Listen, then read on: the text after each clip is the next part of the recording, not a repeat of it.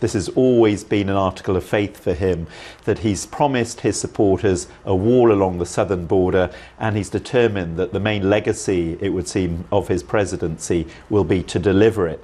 Now, he didn't want to sign the spending bill because it doesn't give him the $5.7 billion that he'd asked for this wall, but he's also aware that if he does authorise another government shutdown, it's his popularity which will be hit. Last time it happened, his ratings went down in the polls. The Democrat opposition were less affected.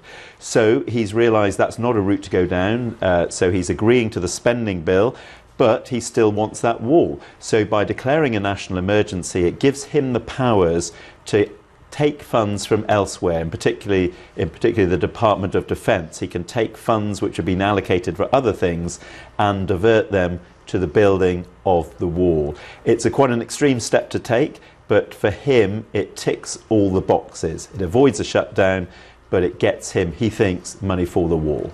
So we know how this will play with his base. You were at his big border rally in El Paso, Texas. Hundreds of people came to that, chanting, "Finish the wall." But how is this all playing out here in Washington with politicians? How are they reacting? They're reacting fairly negatively on both sides of the political divide. Now, perhaps not surprisingly, the Democrats obviously already condemning this, saying that this is not a crisis. If it is a crisis, it's a crisis of Donald Trump's own making.